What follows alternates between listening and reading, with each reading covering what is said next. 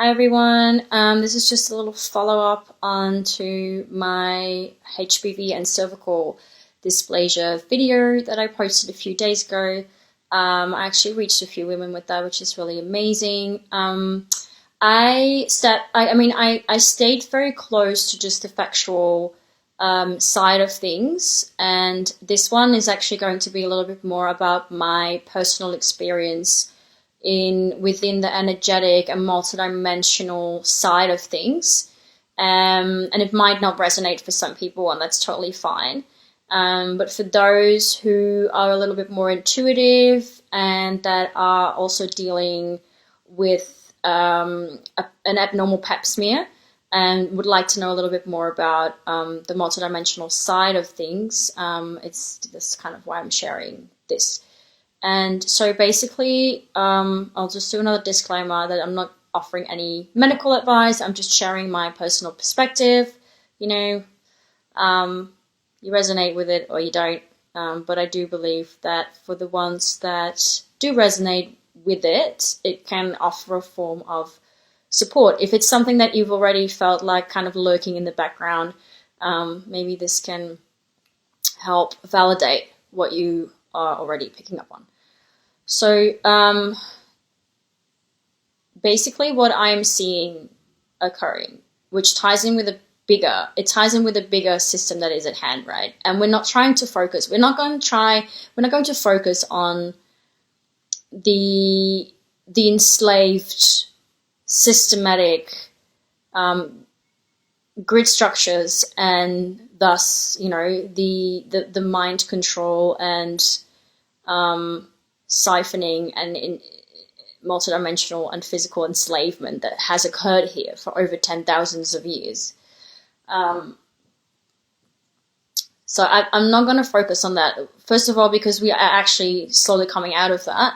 I believe we are slowly pushing ourselves back to the organic timeline that God has intended for us.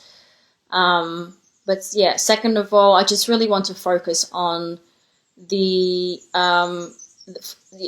is really for the people that have had the diagnosis, and and then the niche kind of amount of people that feel like there's something going on here that might not seem right, and that as a multidimensional intuitive, I might be able to shine a little bit of understanding and validation around that.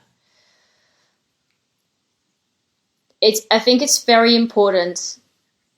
And however far you are with this on your journey, right? I think it's very important to question when we get a diagnosis and we are using the mainstream medical system. It's very important that we keep following our gut instinct and don't let someone else dictate for us what we need to do with our bodies, because we always have the choice. And that's not what they're not gonna want you to believe that, right?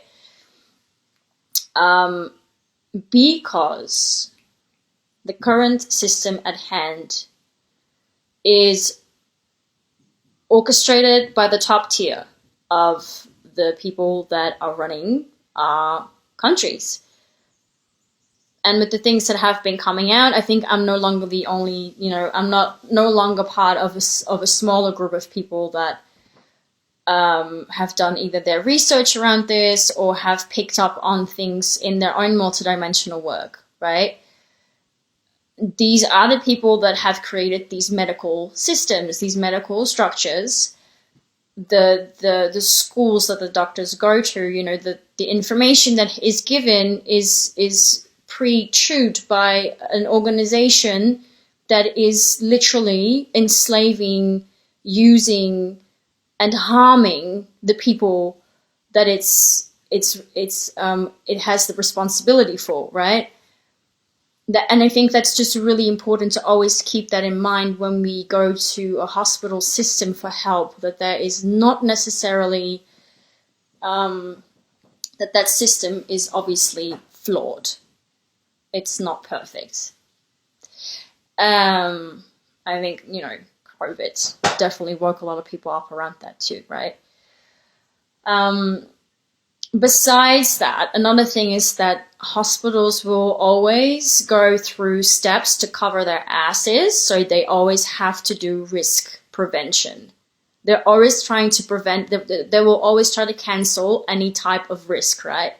When my son had jaundice, they wanted to run, I'm not kidding, it was at least 20 tests that they wanted to do, and we said no to 3/4 of them. That included wanting to put like a needle into his private parts and etc. To do tests to make sure that there was nothing else going on, so we couldn't go back later on to sue them, right? This is the system at hand. They need to, it's a risk prevention thing, so they have covered their backs. And then depending on the doctor that you've got, sometimes there's actually a kind-hearted person there that is in it for the right reasons, but I think most of the time that might not be the case. And so question, I think it's just so very important that we question and follow our instincts. And so for me, my experience with the first hospital was absolutely dreadful. They were not trauma-informed. There was just an incredible lack of rapport and emotional connection. It was a terrifying experience. And it ties in with a system that fears traumatized fragments and pushes people to a state of perpetuate hyperarousal, right? And this is, I feel like it's going to collapse. I do feel like it's going to take a lot of time and work, but it's going to collapse at one point because it's not going to sustain itself.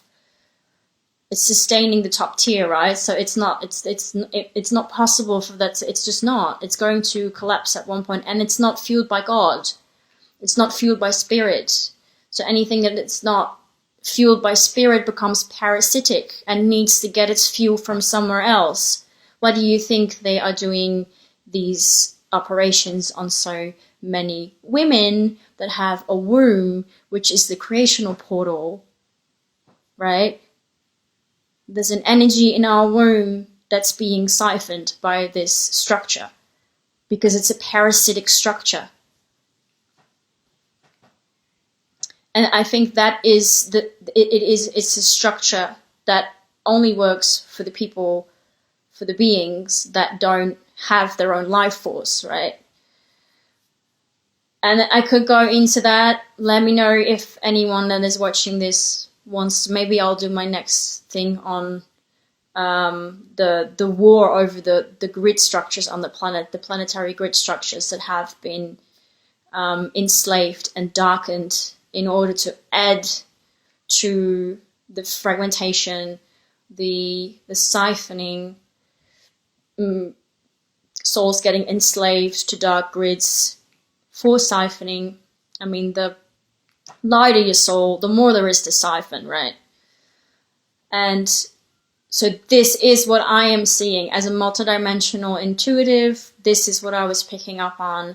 Part of the fear-mongering that is happening around these operations has to do with the siphoning structure that is using the womb portal energy to sustain a structure that has become parasitic. And it might sound very out there for some people, but that's what I have, what I am seeing. And to some people that are really into this type of work, it's going to make total and complete sense, right?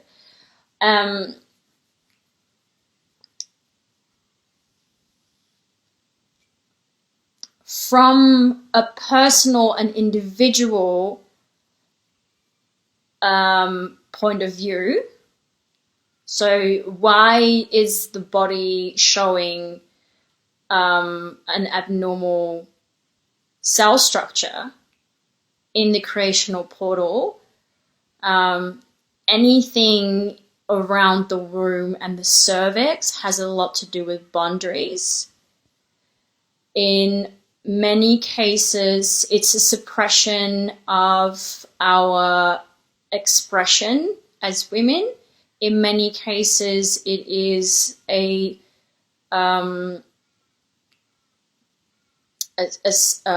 program that runs through the enslaved grid, which is called the sexual misery programmings.